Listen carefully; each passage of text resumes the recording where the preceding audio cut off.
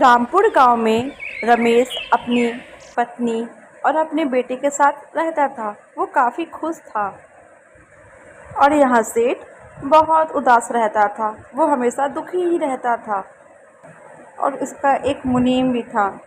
सेठ, क्या हुआ, इतना उदास क्यों है? क्या बताऊं मुनीम। अभी मैं खेत से आया, देखा है फसल कितना कम हुआ है। और गाय 10 थी, 2 और रहती ना तो कितना अच्छा लगता ना देखने में। और बकरी भी कम है, वो भी 3-4 ज़्यादा रहती। अरे सेठ, धीरे धीरे हो जाएगा, अब परेशान ना हुआ कीजिए। इतना कहकर मुनीम वहाँ से चल दिया। थोड़ी देर में उसकी पत्नी आती है। क्या हुआ तुमको, इतना परेशान क्यों हो? दिन भर परेशान रहते हो। कुछ नहीं, मैं आता हूँ थोड़ी देर में। इतना कहकर सेठ वहाँ से चल देता है और वो देखता है। पिताजी, मुझे ये स्ट्रॉबेरी चाहिए, मुझे बहुत पसंद है। भाई मुझे स्ट्रॉबेरी दे दो, मेरा बेटा खाएगा। आज कितना मजा आया, स्ट्रॉबेरी खाऊंगा, स्ट्रॉबेरी खाऊंगा। अरे मुनीम, देखा तुमने? हाँ हाँ सेठ, मैं देखा। आपको समझ में आया? क्या समझ में आया मुनीम? मुझे अच्छे से बताओ, साफ साफ बताओ, मुझे समझ में नहीं आ रहा है। नहीं सेठ, मैं आपको समझाऊंगा नहीं, आपको खुद ही समझना पड़ेगा। आपको कुछ करना नहीं है। 99 सोने का सिक्का से भरा मटकी रमेश के दरवाज़ा के पास रख दीजिए और देखिए, आपको सारा कुछ समझ में आ जाएगा। अगले दिन अचानक रमेश सुबह में उठता है।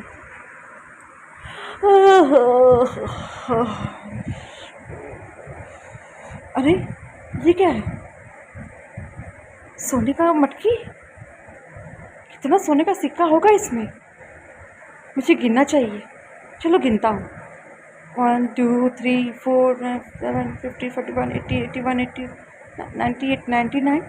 अरे, 99 सिक्का। फिर से गिनता हूँ। 89 99। अरे ये देखो, मेरे पास सोने का मटकी है और इसमें ना 99 ही सिक्का है। 100 रहना चाहिए ना, एक कम कैसे हो सकता है? चलो यहाँ वहाँ खोजते हैं, कहीं तो मिल जाएगा। अब रमेश जाता था खेत पर। उसका खेत में मन नहीं लगता था। चलता हो घर, काम में मन नहीं लग रहा है। बैल के पास जाता। अरे जल्दी जल्दी तुम लोग खाती क्यों नहीं हो? तुम लोग से मैं और परेशान हो गया हूँ।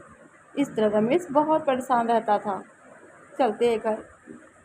सोने का सिक्का मेरा 99, एक और कहाँ से मैं लाऊं? क्या करूं? मुझे चलकर ना सेठ से काम मांगना पड़ेगा। पापा पापा, बैलून वाला, बैलून वाला, मुझे बैलून चाहिए। कोई बैलून वैलून नहीं चाहिए। एक तो मैं इतना परेशान हूँ, तुम्हें बैलून की पड़ी हुई है। मुझे बैलून चाहिए पापा। बैलून वाले रुको अंकल, बैलून वाले। पर काफी रात हो गया और रमेश बहुत परेशान रहता था। अगली सुबह मुझे जल्दी से सेठ के घर जाना चाहिए। अगर वो खेत से चले गए तो फिर मैं काम कैसे लूँगा?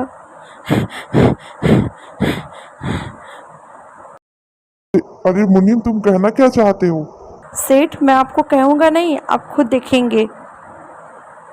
मैं देख तो रहा हूँ। ये देखिए, रमेश आ रहा है। रमेश? सेठ सेठ, मुझे काम दे दीजिए सेठ जी, मैं बहुत परेशान हूँ। 2 दिन पहले मेरे दरवाज़ा के पास कोई सोने का मटकी रख दिया था, उसमें 99 है। पता नहीं ये कहाँ खो गया। अच्छा, तुम्हें क्या चाहिए? मुझे काम दे दो सेठ, मुझे काम चाहिए। मैं मन लगा कर काम करूँगा। ठीक है, तुम मेरे खेत पे आ जाना, मैं तुम्हें काम दूंगा। शुक्रिया सेठ, आप बहुत दयालु है, बहुत दयालु है सेठ। उसके बाद से रमेश मन लगाकर खेतों में काम करता और लकड़ियाँ काटता। मैं ऐसे ही काम करूँगा तो मेरा सिक्का पूरा हो जाएगा। मुझे जल्दी जल्दी घर जाना चाहिए। घर जाऊँगा, फिर सुबह मुझे जल्दी भी तो उठना है ना, और फिर जल्दी उठकर काम पे आ जाऊँगा। ऐसे मेरा सोने का सिक्का जल्दी आ जाएगा और सोने का 100 सिक्का मेरा पूरा हो जाएगा। देर रात। अरे तुम्हें हो क्या गया है? 2-3 दिन से मैं देख रही हूँ काफी परेशान रह रहे हो। सोते भी नहीं हो रात में।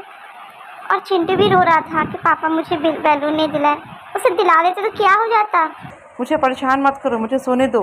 कल सुबह मुझे जल्दी उठकर काम पर भी जाना है और दूर से ही सेठ सब देख रहा होता है। मुझे सब कुछ समझ में आ गया।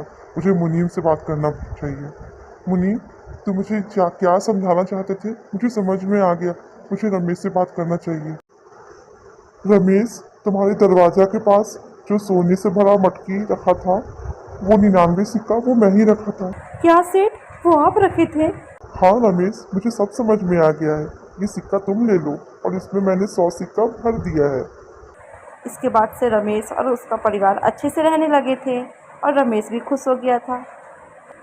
सो दोस्तों, हमें इससे शिक्षा मिलती है कि हमें हमारे पास जितना रहे उतना में खुश रहना चाहिए।